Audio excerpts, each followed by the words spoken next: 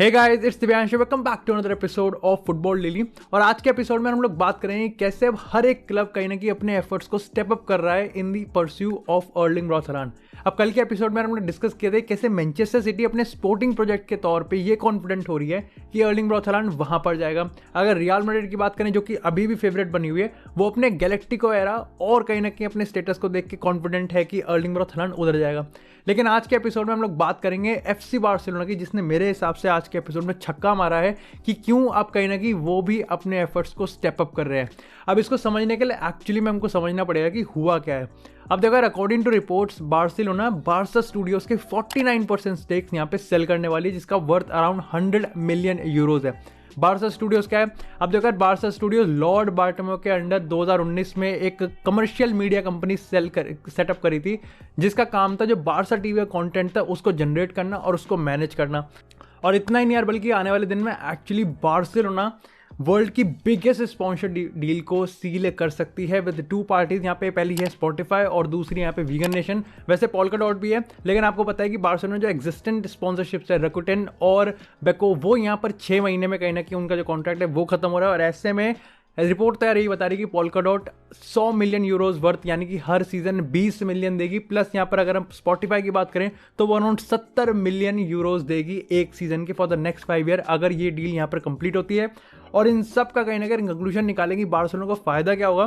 तो according to reports La Liga ने Barcelona को कंफर्म कर दिया है कि नेक्स्ट सीजन के स्टार्टिंग में उनका जो ला लीगा का वेज कैप है, जो कि इस समय सिर्फ 98 मिलियन यूरोज है, वो बढ़ाकर 400 मिलियन यूरोज कर दिया जाएगा। और ये बहुत बड़ा एक, मैं कहूँगा कि बोनस है, एक बहुत बड़ा इंसेंटिव है कि क्यों आने वाले टाइम में यहाँ पर बार्सिलोना की बहुत सारी फाइनेंशियल प्रॉब्लम एक्चुअली में सॉल्व हो सकती है। तो क्या इसका एक्चुअली में ये मतलब है कि अब बिना किसी रोक टोक के बार्सिलोना हालांड को साइन कर सकती है? Absolutely no. अभी भी कहीं ना कहीं उनको ये कंफर्म करना पड़ेगा। मतलब डेफिनेटली ये चीज़ कंफर्म है कि अगर हालांड जैसे बड़े प्लेयर्स के लिए वो पीछे जा रहे हैं तो उनको यहाँ पर अपने प्लेयर्स को सेल करना पड़ेगा। अगर आने वाले टाइम में एक्चुअली में ये सारी चीज़ें कंफर्म और कंप्लीट हो जाती है ना, तो आने वाले टाइम में कोई ये रीज़न नहीं दे पाया कि बार्सिलोना हालांड को पैसे के वजह से नहीं ले पाई। एक्चुअली में they have the money and now उनकी चद्दर में जगह भी है। लेकिन इसी के साथ अब बात करते हैं मैनचेस्टर यूनाइटेड से। तो यार कुछ दिन पहले अपन लोग डिस्कस कर रहे थे कैसे मैनचेस्टर यूनाइटेड आने वाले हफ्तों में एक नए मैनेजर की रिसर्च को स्टार्ट कर सकती है। यहाँ पे टियर 1 सोर्स थी एथलेटिक ने इसकी रिपोर्ट, एक्सक्लूसिव रिपोर्ट निकाली थी कि यहाँ पर एरिक टेन हैग है, मॉरिशियो पोचेटिनो है, जोलेन लोपेटेगुई सेविया के मैनेजर, और यहाँ पे लुइस एनरिके भी हैं। लेकिन इसी के साथ यार आज कहीं ना कहीं अब इन चीज़ों पे फुल स्टॉप लगता हुआ दिख रहा है, क्योंकि according to a report Manchester United ने फिलहाल के लिए नए मैनेजर की सर्च को बंद कर दिया है और इसका क्रेडिट कहीं ना कहीं जाता है राल्फ रागनिक को। अकॉर्डिंग टू रिपोर्ट यार राल्फ रागनिक के काम से बहुत ज़्यादा इंप्रेस्ड हैं और ऐसा हो सकता है कि राल्फ रागनिक की परमानेंट मैनेजर बन जाए फॉर इवन 1 ईयर और या फिर 2 साल के लिए।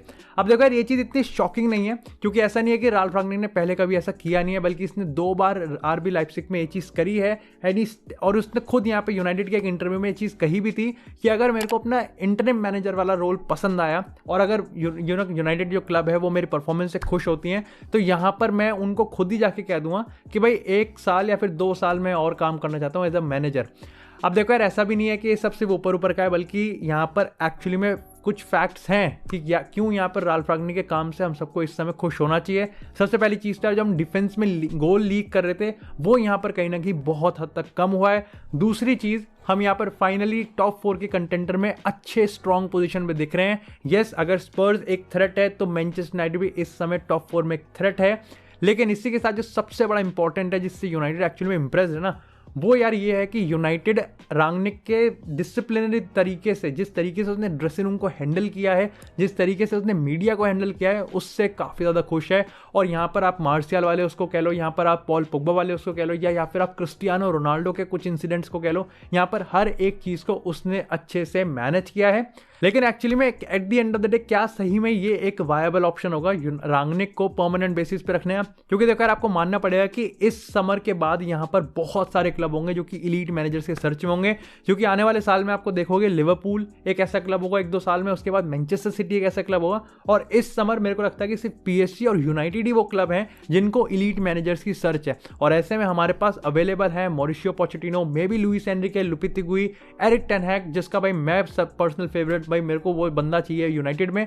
लेकिन जिडान का तो आई थिंक पीएसजी जाएगा। तो यहाँ पर यूनाइटेड के पास एक बढ़िया अपॉर्चुनिटी, एक बढ़िया विंडो है कि वो यहाँ पे अपने मैनेजर्स को कन्विंस कर सके। जस्ट इमेजिन कि यहाँ पर हम रांगनिक को 1-2 साल के लिए रख लेते हैं और फिर नेक्स्ट ईयर जब 2023 में मे बी पेप गार्डियोला छोड़ के चले जाए तो सिटी एरिक टेन हैग को लेके जा सकती है। तो it's just a matter of what if कि यहाँ पर रांगनिक 1-2 साल रुक जाए और उसके बाद हम किस मैनेजर के बेसिस पे जाएंगे, ये कहीं ना कहीं बहुत बड़ा सवाल है। लेकिन डू लेट मी नो कि एक्चुअली आप इसके रिगार्डिंग क्या सोचते हो और आपका इसके रिगार्डिंग क्या परसेप्शन है कि रांगनिक को अभी इतना ही काम करने दिया जाए या फिर यस उसका स्टे हम यहाँ पर एक्सटेंड कर सकते हैं। लेकिन इसी के साथ यार अब बात करते हैं यहाँ पर ट्रांसफर विंडो की।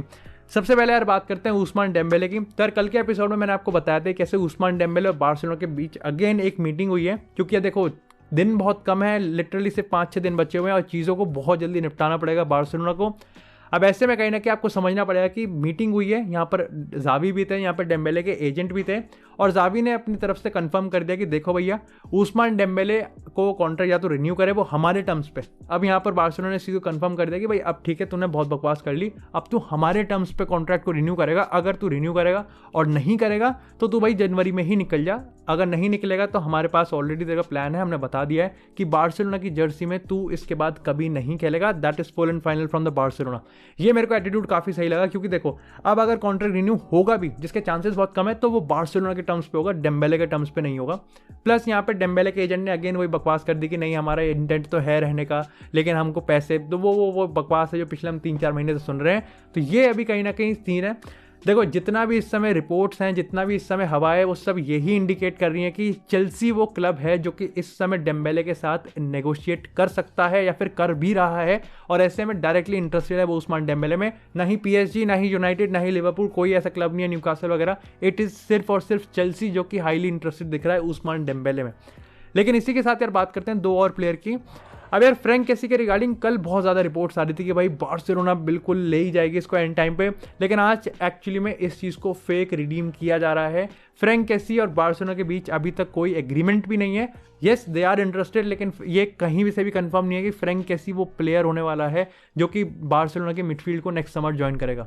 अब देखो इसके रिगार्डिंग मैंने पहले ही अपना एक डाउट कर दिया था कि यार थोड़ा सरप्राइज रहूंगा मैं कि अगर फ्रैंक कैसी को पीएसजी और टॉटनहम के से पीछे से, नाक के नीचे से यहाँ पर बार्सिलोना लेके जाए। हाउएवर इट्स स्टिल पॉसिबल, लेकिन इसके चांसेस थोड़े कम हैं। लेकिन इसी के साथ बात करते हैं दूसरे प्लेयर की जो कि सही में ही टॉटनहम की डील है और इसको बार्सिलोना हाईजैक कर सकती है, और वो है आडामा ट्राओरे। अब देखो आपको समझना पड़ेगा कि टॉटनहम की शॉर्ट लिस्ट में प्रायोरिटी पे है इस समय आडामा ट्राओरे, और बहुत टाइम से नेगोशिएशन चल रही है वोल्वरहैम्पटन की और टॉटनहम की। प्लेयर पर्सनल एम्बिशन भी उसको पता है कि उसके स्पर्स में वो जाना चाहता है, कॉन्टे के अंडर वो खेलना चाहता है।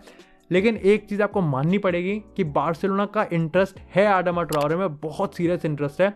इट्स 2 चीज़ पर डिपेंड करता है। पहली चीज़ तो ये है कि यहाँ पर जो क्लब की जो नेगोशिएशन फ़ी है वो यहाँ पर कितना टाइम लेगा। वुल्व्स और टॉटनहम अभी तक एग्री नहीं है, यहाँ पर बार्सिलोना को टॉटनहम की फीस देनी पड़ेगी। प्लस दूसरा चीज़ है कि डेम्बेले को निकलना पड़ेगा। अगेन द वेज स्ट्रक्चर यहाँ पर प्रॉब्लम बनती है। लेकिन इसी के साथ यार बात करते हैं अपने तीसरे प्लेयर की जो कि हो रहे वाला है कमारा।